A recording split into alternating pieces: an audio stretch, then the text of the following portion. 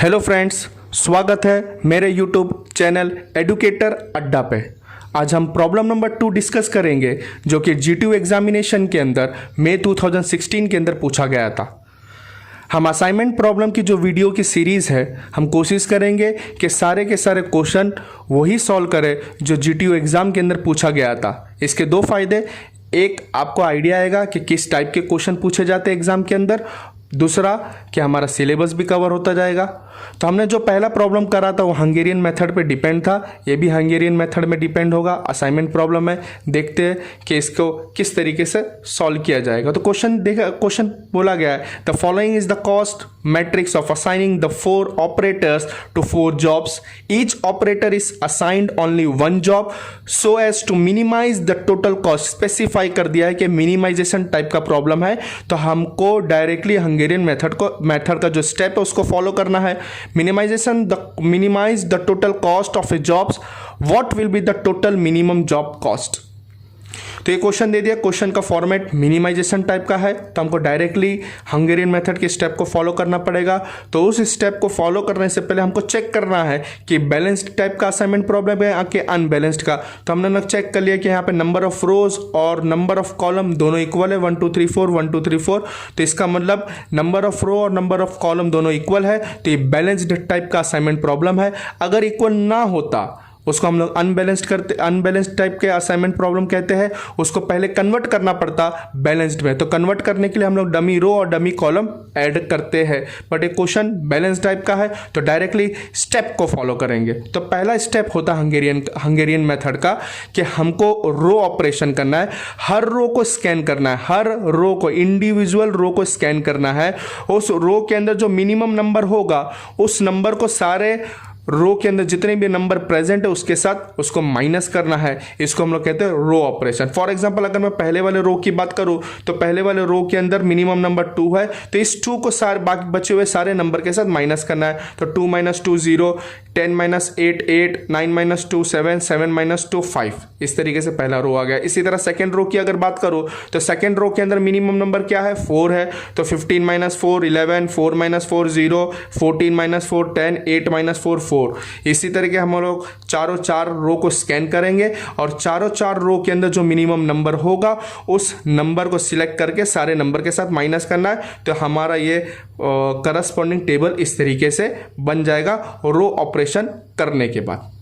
फिर second step क्या होता है कि कॉलम ऑपरेशन। अब कॉलम के अंदर हमको स्कैन करना है। अब कॉलम के अंदर चेक करना है कि मिनिमम नंबर कौन सा है और बचे हुए नंबर के साथ माइनस करते जाना है। तो अगर फर्स्ट कॉलम को देखूंगा तो फर्स्ट कॉलम के अंदर मिनिमम नंबर 0 है, तो इस 0 के अगर मिनिमम नंबर 0 तो ये पूरा का पूरा कॉलम एज इट इज आएगा। इसी तरह अगर मैं सेकेंड रो की बात करूँ तो इसमें भी मिनिमम नंबर 0 है, तो पूरा का पूरा नंबर एज इट इज आएगा। थर्ड वाले कॉलम की अगर मैं बात करूँ तो थर्ड वाले कॉलम के अंदर मिनिमम नंबर अगर मैं चेक करूंगा तो 5 है, तो 7 - 5 2 आएगा, 10 - 5 5 बचेगा, 5 - 5 0, 9 - 5 4 बचेगा। इसी तरह फोर्थ वाले कॉलम की अगर मैं बात करूं तो फोर्थ वाले कॉलम के अंदर मिनिमम नंबर 0, तो पूरा का पूरा कॉलम सेम टू सेम आएगा। तो करस्पॉन्डिंग कॉलम ऑपरेशन करने के बाद हमारे पास टेबल ये बचेगा। अब रो ऑपरेशन हो गया, कॉलम ऑपरेशन हो गया। थर्ड स्टेप जिसको हम लोग फाइनल स्टेप कहते हैं वो है असाइनमेंट करना है। तो असाइनमेंट करने के टाइम जो रूल्स है कि हमको चेक क्या करना है कि हर रो को स्कैन करना है और वो रो के अंदर जिस रो के अंदर एक 0 है उस 0 को असाइन करके करस्पॉन्डिंग कॉलम को कैंसिल करना है। पहले चेक करना है कि एक 0 किस रो में, अगर किसी रो में नहीं मिलता तो नेक्स्ट रो में जाना है, फिर नेक्स्ट रो में जाए। इस तरीके से पूरा रो स्कैन करना है। उसी के बाद फिर पूरा का पूरा कॉलम स्कैन करना है। शर्त क्या है कि एक 0 होना चाहिए। अगर मैं फर्स्ट वाले रो को अगर चेक कर रहा हूं तो फर्स्ट वाले रो के अंदर मैं देख रहा हूं कि एक 0 है, तो उसको असाइन कर दो। असाइन करने के बाद उसको करस्पॉन्डिंग जो कॉलम रहेगा वो पूरा कैंसिल करना है। अगर मैं रो स्कैनिंग कर रहा हूँ रो स्कैनिंग के अंदर अगर मैं किसी को असाइनमेंट करता हूं तो करस्पॉन्डिंग पूरा का पूरा कॉलम कैंसिल हो जाता है।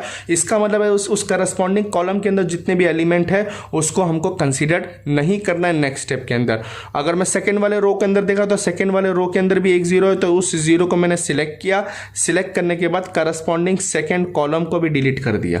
इसी तरह अगर मैं थर्ड वाले रो को देखना तो थर्ड वाले रो के अंदर दो जीरो है, फोर्थ वाले रो के अंदर तो जीरो ही नहीं है, तो रो स्कैनिंग खत्म। अब कॉलम स्कैनिंग करूंगा तो कॉलम स्कैनिंग के अंदर पहला दूसरा कॉलम तो आएगा नहीं क्योंकि दोनों कैंसिल हो चुके हैं। थर्ड वाले कॉलम को चेक करूंगा तो थर्ड वाले कॉलम के अंदर एक जीरो है, उसको सिलेक्ट कर लिया। अब कॉलम स्कैनिंग कर रहा हूं तो जब सिलेक्ट करूंगा तो करस्पॉन्डिंग रो पूरी की पूरी रो कैंसिल होगी, तो रो को कैंसिल कर दिया, करस्पॉन्डिंग रो को कैंसिल कर दिया। फोर्थ वाले कॉलम के अंदर देखा तो फोर्थ वाले कॉलम के अंदर कोई भी जीरो नहीं था। चेक कर लेना कि सारे के सारे जीरो कैंसिल हो चुके हैं। हाँ, सारे के सारे जीरो कैंसिल हो चुके हैं। फिर चेक करना है कि ऑप्टिमम सोल्यूशन रीच हुआ है कि नहीं रीच हुआ है। तो ऑप्टिमम सोल्यूशन रीच हुआ है वो चेक करने के लिए हम लोग चेक करना है कि नंबर ऑफ रोज कितने थे। नंबर ऑफ रोज 4 थे और नंबर ऑफ असाइनमेंट कितने हुए, 1 2 3। नंबर ऑफ असाइनमेंट कितने हुए, 3 असाइनमेंट हुए। इसका मतलब ऐसा हुआ है एक असाइनमेंट अभी भी कम था, तो ये ऑप्टिमम सोल्यूशन रीच नहीं हुआ है। नंबर ऑफ रो और नंबर ऑफ असाइनमेंट अगर इक्वल है तो ऑप्टिमम असाइनमेंट रीच हो चुका है। जब ऑप्टिमम असाइनमेंट रीच हो चुका है तो प्रोसीजर को यहीं स्टॉप करना है, आगे फॉरवर्ड नहीं करना है। बट मैं देख रहा हूं कि यहाँ पे नंबर ऑफ रो और नंबर ऑफ असाइनमेंट दोनों इक्वल नहीं है, तो स्टेप को आगे फॉरवर्ड करना है ऑप्टिमम सोल्यूशन के लिए। स्टेप को फॉरवर्ड करने का जो तरीका होता है कि जो बचा हुआ नंबर है जो लाइन की वजह से क्रॉस नहीं हुआ, तो बचा हुआ नंबर हमारे पास 2 5 5 4 और 4 5 है। इस बचे हुए नंबर के अंदर से जो मिनिमम नंबर है उसको सिलेक्ट करना। तो यहां पे मिनिमम नंबर क्या है, 2। ये 2 को बचे हुए नंबर में माइनस करना है। और जहां पे भी इंटरसेक्शन हो रहा है, तो इंटरसेक्शन की बात करो तो यहां पे इंटरसेक्शन पॉइंट 2 पे हो रहा है कि यहां पे हॉरिजॉन्टल लाइन और वर्टिकल लाइन इंटरसेक्ट हो रही है, और 3 पे हो रहा है, हॉरिजॉन्टल 2 और 3 पे हो रहा है। यहां पे इस नंबर को ऐड करना है और बचे हुए नंबर पे कोई भी चेंजेस नहीं आएगा। तो जहां पे चेंजेस आ रहा है उसको पहले चेंजेस कर देते हैं। तो ये 2 को जहां पे इंटरसेक्शन पॉइंट था वहां पे ऐड करना था, तो यहां पे अगर मैं ऐड करूंगा तो यहां पे आ जाएगा 4 आ जाएगा, 2 + 2 4 आ जाएगा। यहां पे ऐड करूंगा तो 3 + 2 कितना आ जाएगा, 5 आ जाएगा। तो मैंने लिख लिया पहले से जहां पे चेंजेस होना था। फिर यहां पे चेंजेस होगा। अब ये बचे हुए नंबर में से क्या करना था, इसको माइनस करना था। तो 2 - 2 हमारा कितना हो जाएगा, 2 - 2 0 हो जाएगा। इसी तरह 5 - 2 कितना बच जाएगा, 3 बच जाएगा, 3 लिख दिया। इसी तरह हमारा फोर्थ वाला नंबर कितना हो जाएगा, 4 - 2 कितना बच जाएगा, 2 बच जाएगा। ठीक है, इसी तरह यहाँ पे चेंजेस आएगा, 5 - 2 3 बच जाएगा। फिर इसके बाद 4 - 2 2 बच जाएगा, और उसके बाद यहाँ पे 5 - 2 यहाँ पे भी 3 बच जाएगा।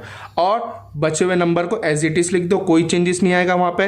तो यहाँ पे मेरा बचाएगा 0 11 4 और यहाँ पे 0। फिर यहाँ पे क्या बचेगा, हमारा 8 बचा है। फिर यहाँ पे 0, फिर यहाँ पे क्या बचा है, 11 बचा है। यहाँ पे क्या था, यहाँ पे सिर्फ 0 बचा था और यहाँ पे भी 0 बचा था। इस तरीके से इसको लिख लो तो कोई मिस्टेक होने के चांसेस नहीं है। जहाँ इंटरसेक्शन पॉइंट है वहाँ पे ऐड करना है और बचे हुए नंबर पे सब्ट्रैक्ट करना है। वापस से हम असाइनमेंट करेंगे। असाइनमेंट करने का सेम प्रोसीजर है कि हॉरिजॉन्टल मतलब हमारा जो रो है उसको स्कैन करो। सबसे पहले रो स्कैन, और कितने 0 चेक करना है, 1 0 चेक करना है। तो मैं अगर यहाँ पे रो स्कैन करा तो पहले वाले रो के अंदर 2 0 है, तो हम लोग उसको कंसीडर नहीं करते। सेकेंड रो पे जाते, सेकेंड रो पे देखा हाँ यहाँ पे 1 0 है, तो इसको सिलेक्ट कर लिया। 1 0 को सिलेक्ट किया। 1 0 को जब सिलेक्ट किया तो करस्पॉन्डिंग रो को, करस्पॉन्डिंग पूरी की पूरी कॉलम को कैंसिल कर देना है। सिलेक्ट करने के बाद रो स्कैनिंग कर रहे हैं हम लोग। अगर थर्ड वाले रो को अंदर देखना तो यहाँ पे थर्ड वाले रो के अंदर 0 0 है, तो इसको भी इग्नोर करना है। इग्नोर करके नेक्स्ट स्टेप पे जाना। तो नेक्स्ट स्टेप पे देखा तो रो फोर्थ रो को जब मैं स्कैन किया तो 1 0 था, 1 0 को असाइन कर दिया। असाइन करने के बाद करस्पॉन्डिंग कॉलम पूरी की पूरी कैंसिल कर दिया। कैंसिल करने के बाद अब कॉलम स्कैन करना है। रो स्कैन करने के बाद कॉलम स्कैन करना है। तो जब मैं कॉलम स्कैन कर रहा था तो पहली 2 कॉलम तो सिलेक्ट ही नहीं कर सकता क्योंकि कैंसिल हो चुकी। थर्ड वाला कॉलम में देखा तो थर्ड वाले कॉलम में 2 0 थे। तो फोर्थ वाले कॉलम में देखा 1 0 थे, तो उस 1 0 वाले को कंसीडर कर लिया।